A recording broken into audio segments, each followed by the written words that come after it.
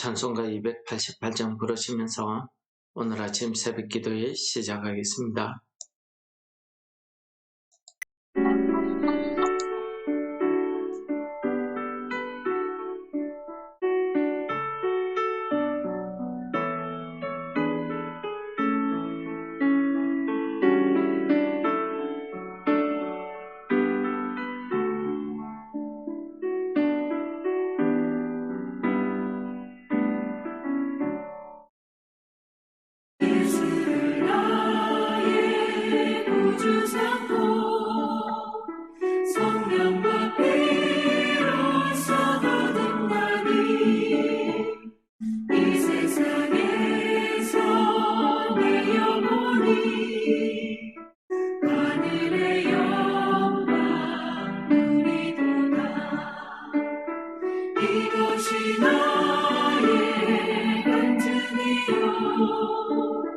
이것이 나의 찬송일세.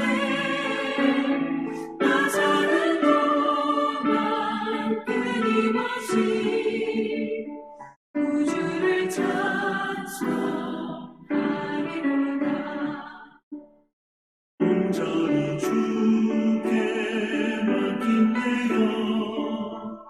사랑의 음성을 듣는 주께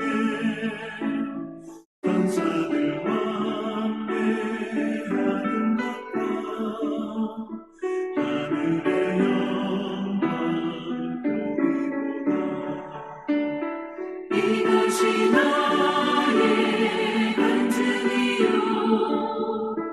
이것이 나의 찬송일세. 나 사는 동안 끊임없이 우주를 찬송하리로다. 주 안에 기쁨 누림으로 마음의 풍랑이 잔잔하니 세상과 나는 강뿐 없고 구속한 주만 보이도다.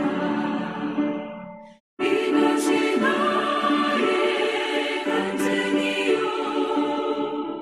이것이 나의 찬송일세. 나 사는 동안 끊임없이 우주를 찬송하리로다.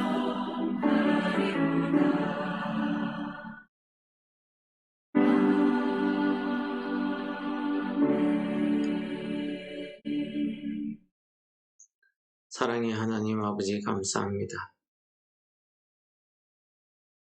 이 땅 위에 살아가면서 죄로 인해서 여러 가지 시험과 환난으로 인해서 고통받고 슬퍼하는 저희들을 위해서 예수님을 보내주시고 예수님을 통해서 우리가 마음의 위로와 평안을 얻게 하심을 감사합니다.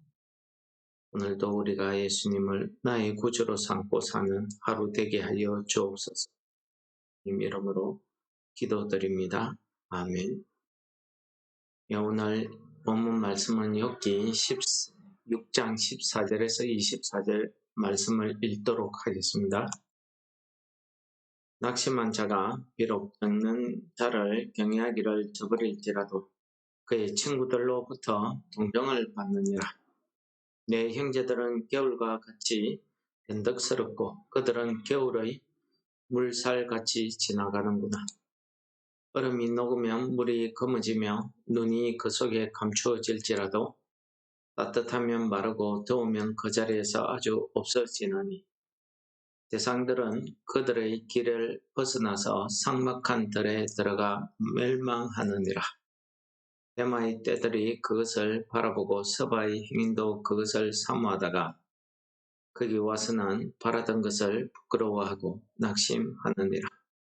이제 너희는 아무것도 아니로구나. 너희가 두려운 일을 본적 겁내는구나. 내가 언제 너희에게 무엇을 달라고 말했더냐. 나를 위하여 너희 재물을 선물로 달라고 하더냐. 내가 언제 말하기를 원수의 손에서 나를 구원하려 하더냐 폭군의 손에서 나를 구원하라 하더냐. 내게 가르쳐서 나의 허물된 것을 깨닫게 하라. 내가 잠잠하리라. 예, 오늘 본문으로 읽은 부분은 친구, 대표적으로 엘리바스의 그 충고의 말에 대한 욥의 답답한 심정이라고 할까요? 친구의 충고에 대한 신랄한 비판이라고도 말할 수 있는 욥의 심정을 그 감정을 드러내는 그런 부분이 되겠습니다. 오늘 욥이 엘리바스가 자기에게 한 충고에 대해서 욥이 얼마나 마음이 상했는지는 오늘 본문 말씀 14절에서 분명히 알 수 있습니다. 14절 내용이 뭐냐면은 낙심한 자가 비록 전능자 경외하기를 저버릴지라도 욥 자신을 이야기하죠. 욥 자신이 내가 참 믿음을 저버리고 하나님 경외하기를 내가 저버린다 할지라도 믿음을 잃어버린다 할지라도 친구들에게는 동정을 받고 싶다. 그 말이에요. 친구들이 자기의 모습을 보고 7일 동안 같이 슬퍼하고 했던 그 일들이 엘리바스의 말을 듣는 순간 그것이 참 가정스럽다는 것을 깨달았다는 거죠. 그 친구의 말이 위로하는 듯 하면서도 자기를 질책하는 그런 내용을 깨달았다는 것입니다. 충고 속에 감추어진 그런 비수 같은 그런 질책들, 비판 이런 것들을 내가 알았다는 거예요. 그래서 그 친구들의 충고가 겨울물같이 변덕스럽다. 겨울물같이 빠르게 그냥 아무 의미 없이 그냥 흔적 없이 흘러가더라는 것입니다. 그 중동 지방의 겨울물이라는 것은 레바논의 높은 산에서 눈이 쌓이고 겨울이 되면은 그 눈이 쌓여서 얼었다가 봄이 되면은 점점점 녹아지면서 계곡을 따라 흐르게 되는데 그 얼었다가 녹아지는 그 물 속에는 여러 가지 낙엽이나 여러 가지 흙이나 이런 잡다한 것들이 섞여 있습니다. 그러다 보니까 물 색깔 자체가 투명하지 않고 아주 거뭇하라는 것입니다. 그런 검은 물 속에 감추어졌을지라도 그것이 나중에는 다 드러나더라는 것입니다. 계속해서 감정이 고조되고 흥분하고 감정에 치우치니까 뭐 그 속내가 다 드러나더라는 것이. 거기에서 자기를 위해서 충고하는 정말 사랑의 충고라는 것은 보지 못했다는 거예요. 아주 없더라는 것입니다. 깨달았다는 것입니다. 그걸 한 번 더 빗댑니다. 대상들, 그러니까 여기저기 떠다니면서 장사하는 그런 사람들이 자기가 가는 그 길을 벗어나서 삭막한 들에 들어가서 멸망한다. 이게 뭡니까?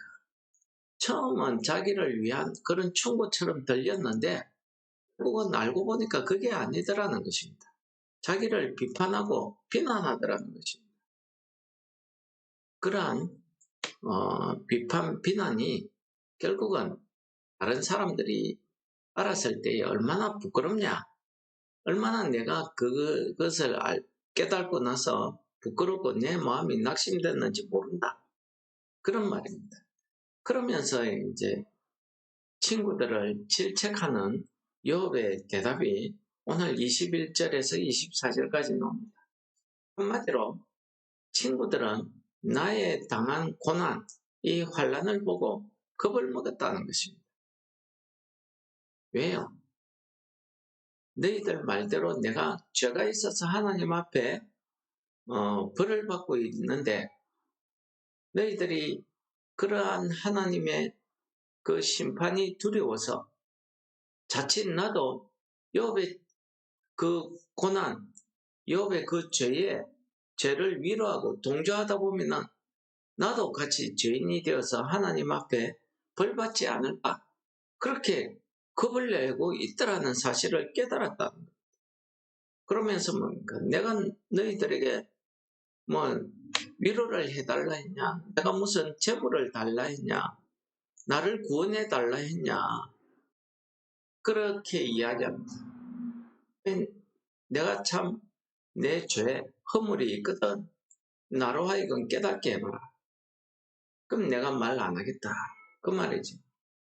그러니까 엘리바스가 너가 고난받고 고통받는 것은 하나님 앞에 죄가 있기 때문이다 했으니 나의 죄된 것, 나의 허물된 것을 한번 정확하게 이야기해 보라는 것입니다. 그만큼 자기는 하나님 앞에 어렵다.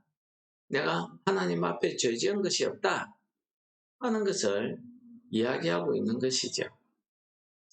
저는 친구들의 비판을 어떻게 욥이 느꼈느냐 하는 것도 중요하고요. 그러한 친구들의 비판, 그 충고를 들은 욥이 자기의 감정을 억누르지 못하고 이렇게 친구의 비판에 실망한 그 마음이나 그 친구의 비판을 질책하는 이런 욥의 모습을 보면서 정말 우리들에게 있어서 참 고난당하는 사람에게 참된 충고, 참된 위로라는 게 무엇일까 하는 것을 깊이 고민하게 되었습니다. 그러면서 죄로 인해서 슬픔에 이 땅에서 실패하고 낙심한 자들에게 정말 그들을 위한 참된 위로, 참된 충고를 할 수 있는 사람이 이 땅에 누가 있을까 생각해 보는 것입니다. 물론 사랑하는 사람, 사랑하는 가족, 이와 같이 참 먼 길에서 쫓아와서 같이 슬퍼해 줄 정도의 이런 친구들, 이런 사람들이 하는 충고, 위로 이런 것들이 참 낙심하고 슬픔을 당한 사람들에게 위로는 됩니다. 그러나 욥과 같이 이렇게 감정이 고조되어 있는 사람들에게 하는 이런 충고가 얼마나 그들에게 위로가 될 수 있을까요? 그런 충고, 위로가 뒤집어 보면은 오히려 욥이 느낀 것처럼 자신을 실망케 하고 자신을 질책한다. 이렇게 보여질 수도 있는 것입니다. 하나님께서는 이런 우리들을 위해서 성경 창세기 때부터 지금까지 계속해서 우리 사람으로서는 죄에서 구원받을 길이 없다는 것을 아셨기 때문에 우리를 구속하시기 위한 하나님의 그 구원의 계획을 실천하시고 2000년 전에 예수 그리스도를 우리에게 보내주셨습니다. 예수님께서 오늘 이 땅에 오셔가지고 예수님이 복음을 전파하실 때에 여러 가지 병든 자들, 낙심한 사람들, 마귀에 억눌린 사람들, 이런 사람들을 그들을 구원하시고 하는 이런 공적인 구원의 사역을 시작하실 즈음에 예수님께서는 광야에서 사탄의 시험을 받으십니다. 그리고 예수님께서는 그 성령의 능력을 갈릴리에서부터 나타내시기 시작하면서 늘 회당에 들어가서 말씀을 가르치시기도 하셨습니다. 예수님께서는 나셨던 그 고향 나사렛에 가서 하나님의 말씀을 가르치셨습니다. 그때 예수님께서 하신 말씀을 한 구절 읽어드리도록 하겠습니다. 누가복음 4장입니다. 누가복음 4장 16절에 이렇게 말씀하십니다. 이사야 선지자의 글을 인용하여서 주의 성령이 내게 임하셨으니 이는 가난한 자에게 복음을 전하게 하시려고 내게 기름을 부어사 나를 보내사 포로된 자에게 자유를 눈먼 자에게 다시 보게 함을 전파하며 눌린 자를 자유롭게 하며 주의 은혜의 해를 전파하게 하려 하심이라.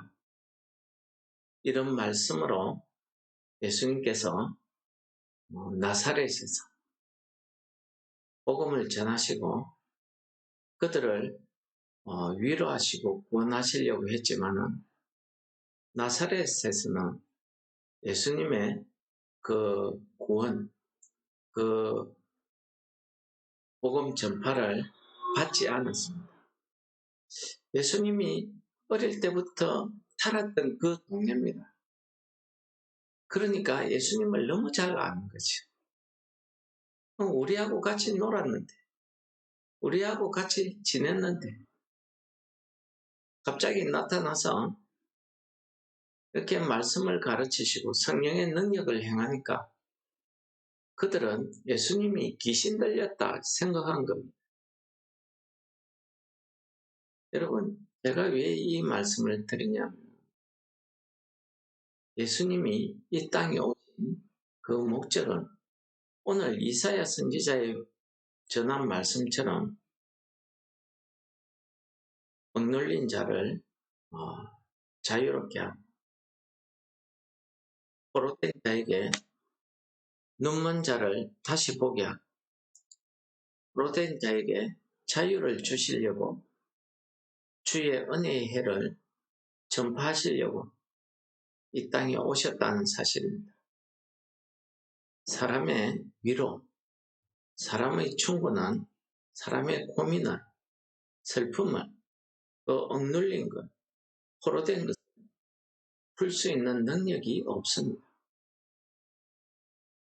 그러므로 우리가 오늘도 예수 그리스도를 나의 구주로 삼을 때에 그때에 비로소 우리 심령 안에 눌렸던 것에 대해서 자유를 얻게 되고 보지 못하는 것을 새로 보게 되며 포로된 것이 해방이 되는 이런 놀라운 역사가 우리 속에 일어날 줄을 믿습니다. 하나님께서는 이 일을 위해서 예수 그리스도를 우리에게 보내셨습니다. 우리로 하여금 우리에게 구세주로, 우리의 왕으로, 우리를 위한 하나님의 중보자인 대제사장은 그리스도로 우리에게 보내주셨습니다. 이 땅의 모든 친구들, 모든 사랑하는 가족들은 실제 고통받고 억눌리고 고난받는 자들을 위로한다고 하지만은 그게 참된 위로가 되었는지 되지 못하는 경우가 얼마나 많습니까? 어떤 경우에는 오히려 이 욥의 친구들처럼 오히려 욥을 힐난하게 비난하고 책망하는 경우가 있습니다.